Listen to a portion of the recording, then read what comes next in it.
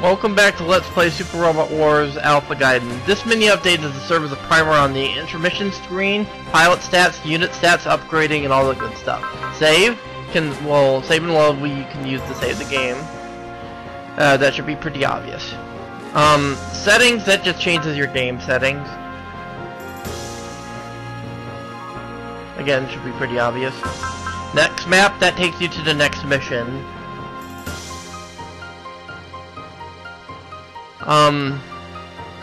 Modules, the module screen allows you to equip modules on certain units, such as equipping the full armor parts onto Double Zeta Gundam, or equipping the divider onto Gundam X.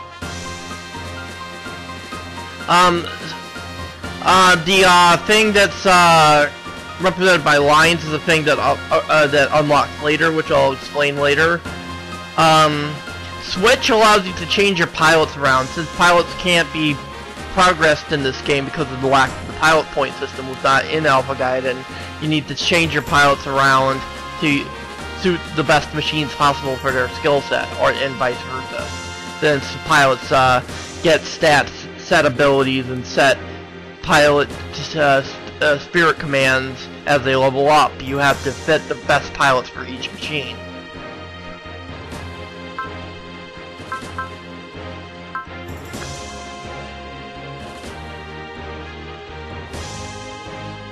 So let's get into the meat of things. We'll look at the unit info and the pilot info, and I'll explain about things. As you can see here, you can see the list of pilots, the list of units. For example, you see multiple entries for a pilot because those are units that have multiple forms, such as the V- being able to separate into the top fighter and the core fighter, and the Zeta Gundam being able to transform into the Wave Rider.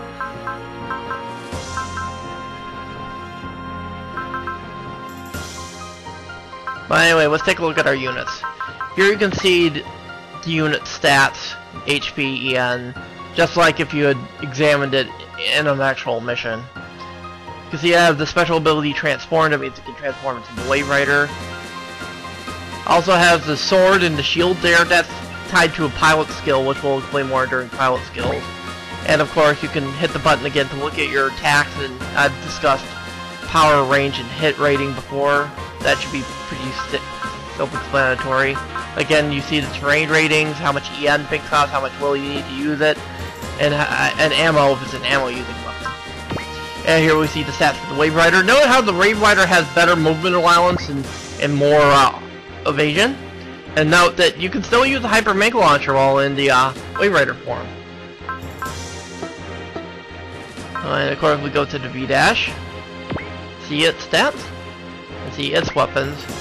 It actually has two pages because there's one more attack it has, which is the bottom attack. Quite powerful, but you need to basically crash the top fighter into the enemy to use it. So Uso will be stuck in the core fighter to use it. Has the ability split, allows you to split into the top and core fighters if you need to. Since the V-Dash has two pilots in the form of Uso and Haro. The White Arc. A lot of armor, quite a few hit points, has the Replen and Repair device, which replenishes and restores energy and EN if you don't move to a nearby target. The Repair device, which can be used post-movement, can repair your units. And of course its weapons, which both are not post-movement. Again, it's mostly support craft. And of course stats for the Dragon and the Poseidon. They have the Combine ability, but they don't have the other part they need to combine into their actual super robot form. Anyway, time to look at pilot stats. See our list of pilots. Basically, when we look at the pilot stats, melee range just affects your ability to hit with melee or ranged attacks, and it also affects their damage and critical strike rating. Defense affects how well you can take a hit. Evade is how good you are at evading attacks. You see the plus sign and the number? That is combined with the dodge stat of your unit as well. This is affected by another stat when we talk about units. Finesse is a weird one. That I'll get into once we get down to Uso. Because finesse affects like your crit rating and affects certain other things like certain spirit abilities. He has the Prevail skill. You can see the terrain modifiers. And he has the Vigor and Strike spirit abilities. I'm not going to get into spirit abilities because I'll be talking all day and I have too many other things to talk about. Well, I'll talk more about spirit abilities as I unlock more and use them in game. I'll explain Prevail when we get to Benkei. Here we have Camille's stats. I just described everything I did before. Now let's talk about his skills. He has new type level 1, shield defense, and deflect. New type basically means you dodge and evade better than your stats might indicate. New type basically means that depending on how much will you have, you dodge and evade better. Also, if you have certain weapons, they are more effective. For example, if you're in a mobile suit that has funnels, for example. In the next mission, we get another pilot that has new type and pilots to Quebly, who has funnels. Shield deflect, based on your finesse stat, you can have a chance to block with your shield. You will always block with your shield if you pick the defense option against an enemy attack. But your finesse stat increases your chance of shield blocking. Deflect is similar to shield defense in that you have a chance based on your finesse stat to swat down certain projectiles with a melee weapon, like a beam saber, like missiles or similar weapons. Incoming missiles and the like.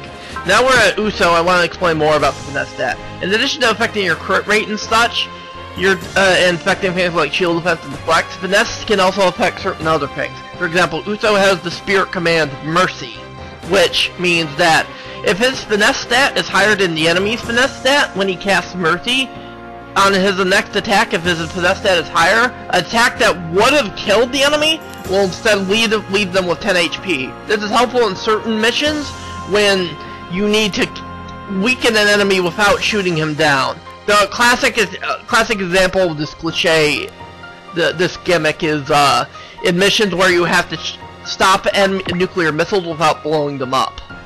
And that's about the classic kind of gimmick mission in the Super Robot Wars game. There's Haru's stats.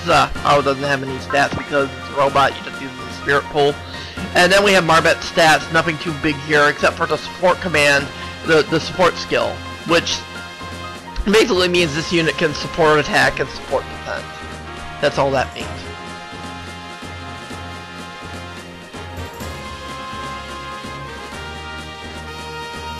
And again, like I said before, you see the terrain. That's their terrain rating. Like I said, A or S is good. B and C is okay, but not so great. And you can see the XP and how much XP we need to level up, which is. And then of course we have Benkei. He has the support ability as well as Prevail. I didn't talk about Prevail before when we were on Ryoma, but I'll explain it now. Prevail basically means when you hit red HP, you get an addition evasion rate and hit rate, which is helpful.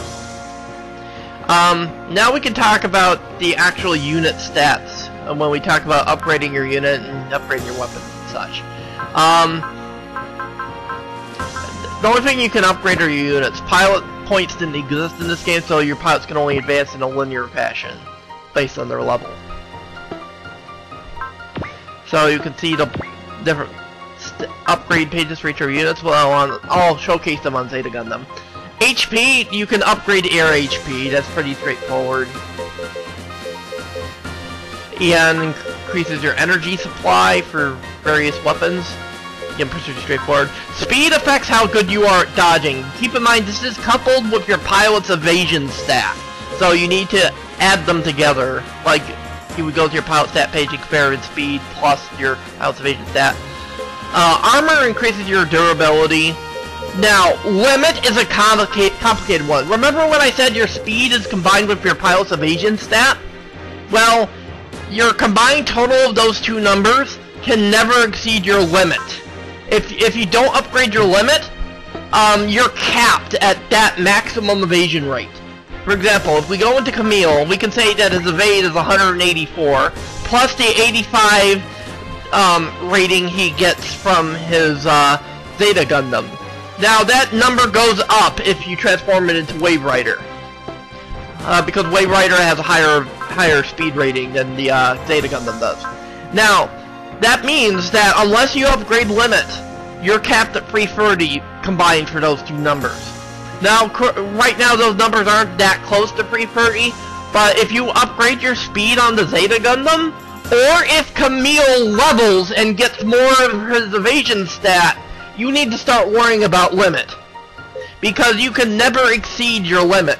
Because if you go over cap on your speed and your pile's evasion rate, it won't go up anymore until you upgrade your limit.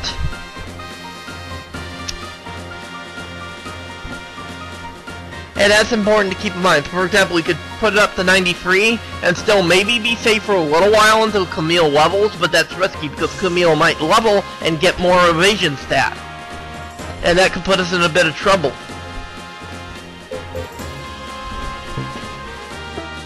It's kind of complicated. Well, anyway, the last thing I wanted to show off is the weapon upgrades, which you can go into. For example, I could go into the other ones to show that the stats work the same for all the other units. But weapons is a little more straightforward. Basically, as you upgrade, get more ranks, your weapons just increase in strength. That's all it does. Pretty straightforward. I should note that it's the same with every other unit. I will note one thing though, that upgrading weapons is incredibly expensive. Generally speaking, earlier in the game when you have less money like we do now, we want to upgrade core stats rather than weapons, because weapons are really expensive to upgrade. And generally speaking, weapon upgrades help you more in the late game. And the last thing I want to show is parts. Different units have different amounts of part slots. Right now all of ours have 2. Basically parts, they're just accessories essentially. They give us stuff. For example, this Planetet is a consumable that restores our EN. While the magnetic coating is more like an accessory that increases the stats. It gives us speed plus 5 and limit plus 20 while we have it equipped to a slot. For example, I could equip it right now and you see all those go up. But unfortunately those are the only 2 parts we have, and one of them is a consumable, which is basically just an EN potion essentially.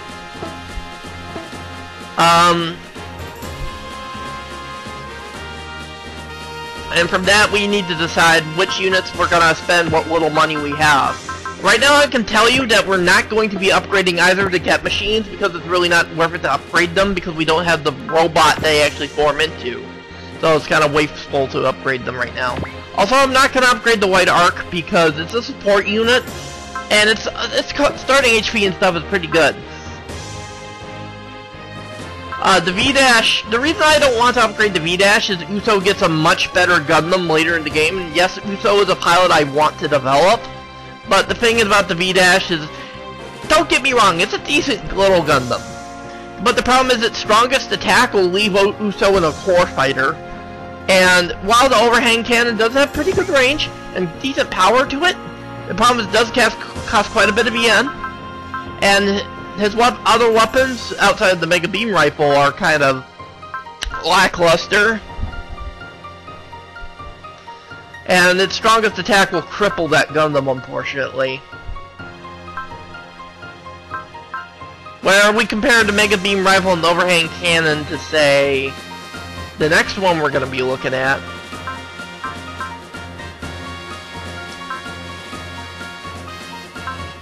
Because the core fighter has very crappy weapons, so it's a bad idea to use that bottom attack. But if we compare those weapons to the Zeta Gundam's attacks,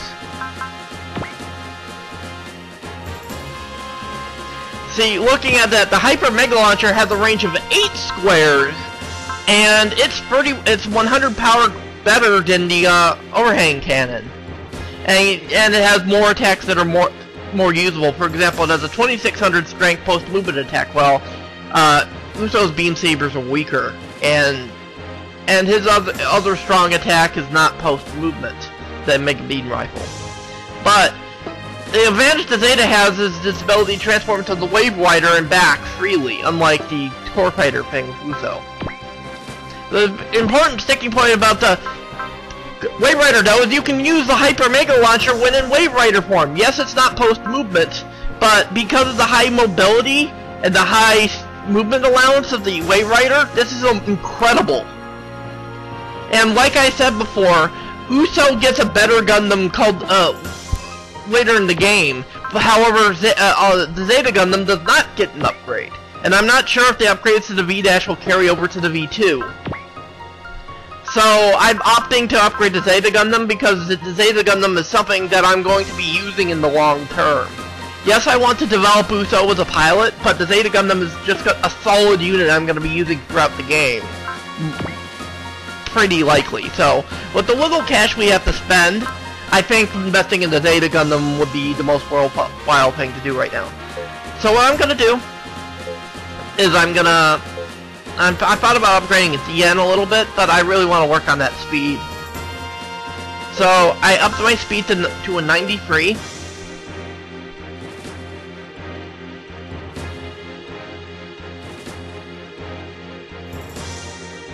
Go ahead and commit that.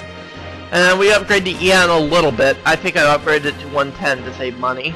And then with the remaining money, I wasn't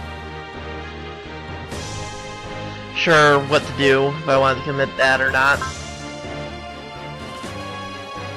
Because I would be over if I went to 120.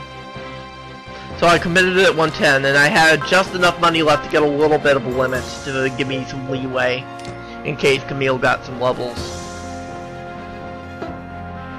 And then we went to the parts screen, and I decided to throw that magnet coating on as well, which upped his speed to a 98, the Zeta Gundam speed to a 98.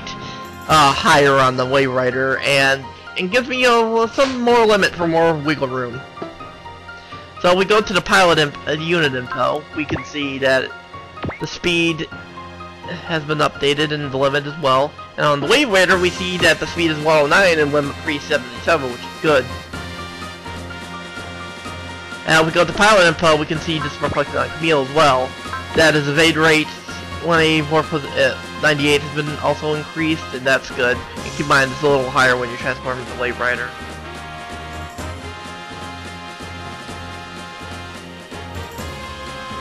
So, with all that said, and like I said before, upgrading weapons is expensive, so I thought upgrading core stats was a little more important with what little money we had. So I think with all this said and done, we're going to go ahead and save our changes.